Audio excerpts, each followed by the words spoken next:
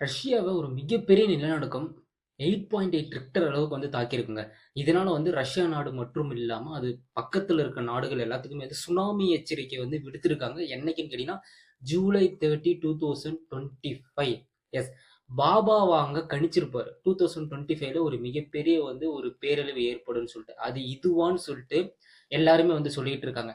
Russia மட்டும் கிடையாது, Hawaii, அப்புறம் என்டையர் பசிபிக் ஓசன், சைனா, அப்புறம் கலிஃபோர்னியா, குறிப்பா ஜப்பான், இந்த நாட்டில் இருக்க கடலோர மக்கள், கோஸ்டல் ஏரியால இருப்பாங்க நிறைய பேர். ஸோ அவங்க எல்லாமே அந்த இடத்த விட்டுட்டு நீங்க பாதுகாப்பான இடத்துக்கு போங்க அப்படின்னு சொல்லிட்டு வலியுறுத்தி இருக்காங்க. இதுக்கு மிகப்பெரிய காரணம் ரஷ்யால பயங்கர நிலநடுக்கம் ஏற்பட்டிருக்கு. யாருமே எக்ஸ்பெக்டே பண்ணல. அப்படியே கடல் நார்மலா சீற்றம் அடையும் இல்லைங்க. ஸோ நார்மலா அலைகள் வரும். அந்த அலையை விட கொஞ்சம் அலைகள் மேலே எழும்பி ஊருக்குள்ள போயிருந்திருக்கு ரஷ்யால. ஜப்பான் நாட்டிலே அலைகள் எல்லாமே ஆக்ரோஷமா இருந்திருக்குங்க. இதனால சுனாமி வரத்துக்கு அதிகபட்ச வாய்ப்பு இருக்குன்னு சொல்லிட்டு எல்லாருமே எச்சரிக்கையா அந்த கோஸ்டல் ஏரியால இருப்பாங்களே, ஸோ அவங்க எல்லாத்தையுமே அந்த நாட்டு அரசு வலியுறுத்தியிருக்காங்க.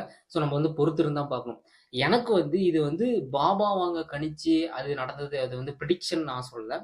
ரஷ்யா உக்ரைன் போர் கடந்த 1 ஆண்டுகளாக நடந்துட்டு இருக்குல்ல, இதுதான் ரீசன் நான் சொல்றேன். ஏகப்பட்ட பாம்ஸ் போட்டிருப்பாங்க, ஏகப்பட்ட கண்ணி வெடி, எல்லாமே ப்ரெஷர் தானே. ஸோ பூமிக்குள்ள அந்த ப்ரெஷர் எப்படி தாங்கியிருக்கும், அதுதான் இப்போ நிலநடுக்கமா வெடிச்சிருச்சோ அப்படின்னு சொல்லிட்டு என்னோட பாயிண்ட் ஆஃப் வியூ. உங்களோட பாயிண்ட் ஆஃப் வியூ என்னன்றதை கீழே கமெண்ட் செக்ஷன்ல கமெண்ட் பண்ணுங்க. நீங்க தீர்க்க தரிசனத்துக்கு மேல நம்பிக்கை இருக்கா இல்லையா கமெண்ட் பண்ணுங்க.